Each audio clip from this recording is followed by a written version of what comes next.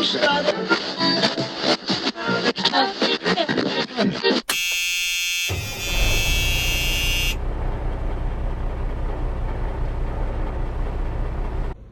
know you're in a weird hobby when the directions aren't, just turn left at the light.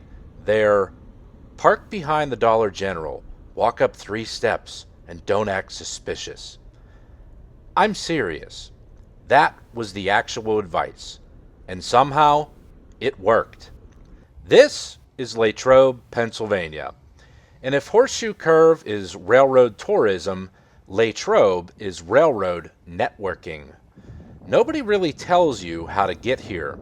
You just eventually meet somebody who knows. Then they pass the information along like they're handing you the secret fishing spot. Yeah, park over there. Bring a chair. Don't be an idiot. And congratulations, you're in. Now, the first thing you'll notice is the station. And let's just say it's seen some things. The active Amtrak side looks tired. The abandoned side looks like it lost a fight with time itself. Across the tracks sits this old platform. Cracked concrete, weathered signs, a no trespassing sign literally from the Conrail era, which immediately raises an important question. Am I allowed to be here? And the answer appears to be maybe, but also apparently everyone is. Because rail fans have been using this spot forever. And from what I've been told, as long as you're respectful, don't climb on anything, don't wander onto the tracks, and don't start acting like you're filming an episode of Jackass, nobody seems particularly interested in bothering you. Which is honestly one of the most railroad things imaginable. A sign from the Bill Clinton era says no. Reality says, So naturally, I set up camp. Chair, radio, shade, the holy trinity of railfanning. And honestly, not bad. The abandoned platform acts like a giant awning. You've got CP TROBE nearby. And if you're carrying a radio, you're basically cheating. Then there's the signal bridge, way down the line. And rail fans stare at signals the same way ancient sailors looked at the stars, trying to predict the future. Green? Interesting. Yellow? Now we're paying attention. Red? Well, guess we're discussing weather and sports for the next 45 minutes. Because eventually, you start learning the language, the train symbols, the signal calls, the dispatcher chatter, and after enough time, you stop hearing noise and start hearing spoilers. You now already know what's coming before it arrives. It's like watching a football game while accidentally seeing the final score first. Except instead of touchdowns, here, it's locomotives. Now, let's talk parking, because this absolutely killed me. Right next to the viewing area, there's a public parking lot. Metered. You have to pay. Meanwhile, right next door sits a Dollar General. Free. Unlimited. Nobody cares. And I'm standing there thinking, this is the most Dollar General thing I've ever seen. A city trying to collect quarters while Dollar General accidentally becomes the preferred railfan parking provider for Western Pennsylvania. Somewhere inside that store, there are 17,000 boxes blocking an aisle. The employees are fighting for their lives. And the last thing they're worried about is whether some guy with a radio parked outside of their business to watch trains. And then, the reason we're here, train. In my case, 63V, the famous trash train. New York City's garbage headed west to a dump in Cleveland, which remains one of the funniest railroad concepts ever created. Because in New York, millions of people throw something away, and somehow it becomes Ohio's problem. American logistics at its finest, and as a Pennsylvanian, this is funny as hell. Rail fans nicknamed it Oscar, for obvious reasons. And yes, the smell lives up to the reputation. If you've ever wondered what several million people's garbage smells like after baking in the summer sun, Latrobe has your answer. And while it rolls by, you realize something. Places like this are something else. The weirdness, the unofficial spots, the places nobody promotes, the locations you only learn about because another rail fan quietly points and says, "Go check this place out sometime." And then Mother Nature started Mother Naturing, which was expected. I knew storms were going to happen in the evening, which is why I started my day in the morning.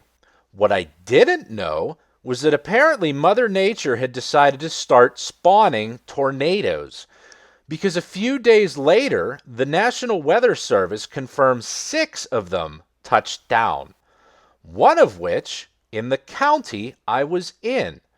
So there I am, sitting at Latrobe, trains on my mind, completely unaware that somewhere nearby, the atmosphere is trying to get Dorothy and Toto to show up. And the second I felt the first raindrop, I knew my day has now come to an end.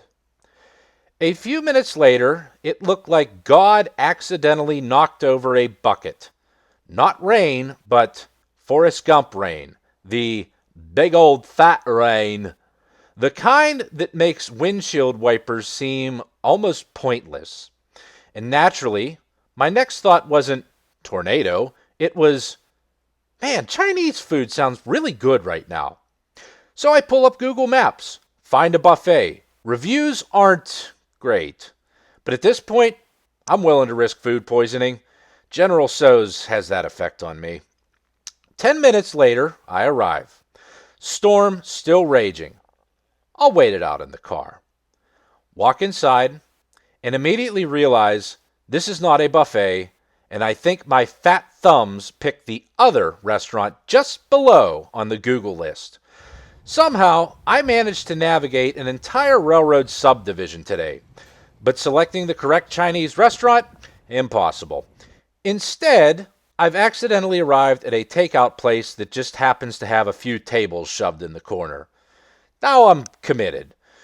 You know how people say at a Chinese joint if the menu board is faded and there's a kid in the back doing his homework, you're about to have the best Chinese of your life? Well, this place had neither. Everything looked functional, which honestly worried me.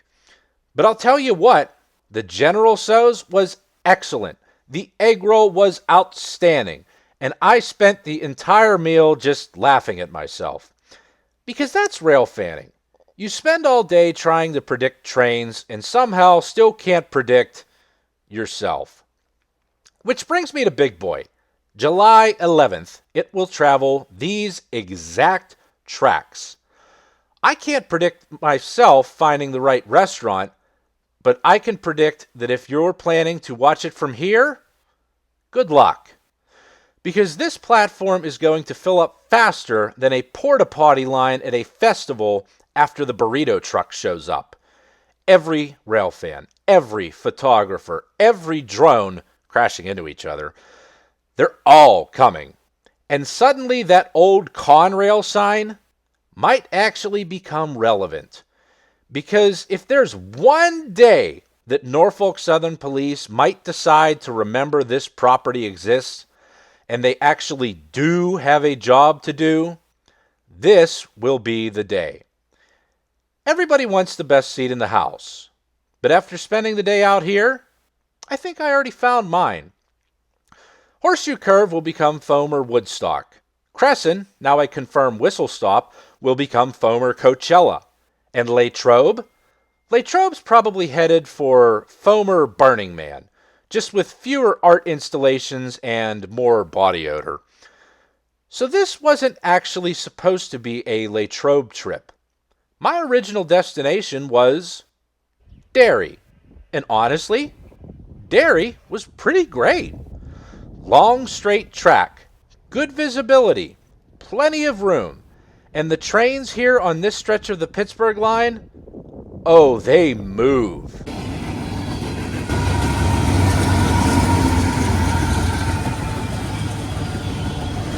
No crowds, no nonsense, just trains. Exactly the kind of place an introvert rail fan like me enjoys. I spent most of my day here, and if I'm being honest, I probably could have gone home perfectly happy without going anywhere else.